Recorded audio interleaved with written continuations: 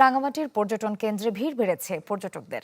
আরো খবর জানাতে সরাসরি যোগ দিচ্ছেন জিয়াউল হক, যাচ্ছি তার কাছে। জিয়া, পর্যটকদের প্রতিক্রিয়া কেমন, তাদের সুবিধা অসুবিধা কি কি দেখতে পাচ্ছেন, বিস্তারিত জানাবেন।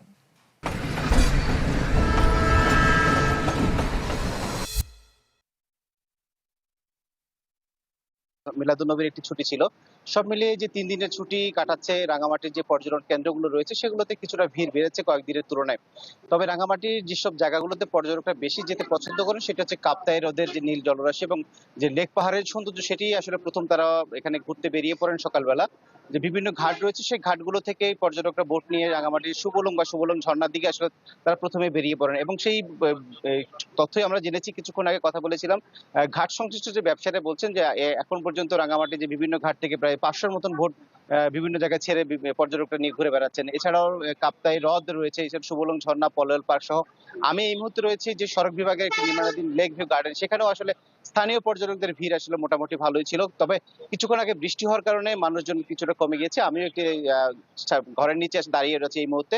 তবে সাজেক ভ্যালির কথা কিছুক্ষণ আগে কথা বলেছিলাম। সাজেক ভ্যালির পর্যটন রিসোর্ট মালিক সমিতির সভাপতি সুপর্ণ দেব বর্মন তিনি যেটি জানিয়েছেন যে আগে আসলে এই রাঙামাটি বা পার্বত্য অঞ্চলে যে শুধুমাত্র শীতকালে আসলে পর্যটকদের আগমন থাকলো, এই বছর আসলে বর্ষা মৌসুমে ব্যাপক পর্যটকের আগমন ঘটেছে। তাদের প্রত্যাশার তুলনায় পর্যটকের সংখ্যা ভালো হয়। তাদের যে অন্য বছরে যে বর্ষায় যে ব্যবসা হতো তার চেয়ে ভালো ব্যবসা হয়েছে বলে তারা জানিয়েছে। পর্যটকরা এইসব রাঙামাটির এইসব ঝুলন্ত সেতু, পলল পার্ক বা সাজেক ভ্যালি ছাড়াও কাপ্তাইয়ের বেশ কিছু পর্যটন এবং টুরিস্ট স্পট রয়েছে, সেগুলোতে এসে ঘুরে বেড়াচ্ছেন।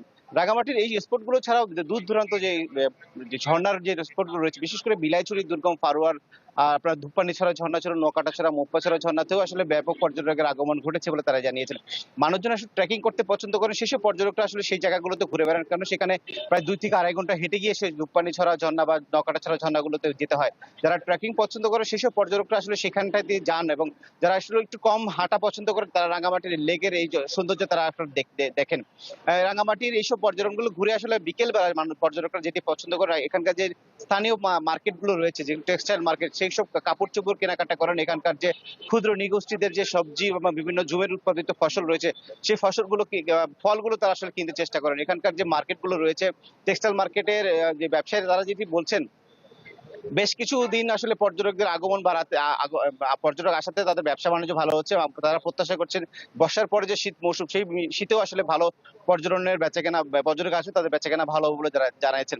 শ্রেয়া, রাঙামাটি থেকে পর্যটন সংশ্লিষ্ট সবশেষ তথ্য এই ছিল আমার কাছে। ধন্যবাদ জিয়া। দর্শক, পর্যটন কেন্দ্রের খবর জানতে যুক্ত ছিলাম রাঙামাটিতে।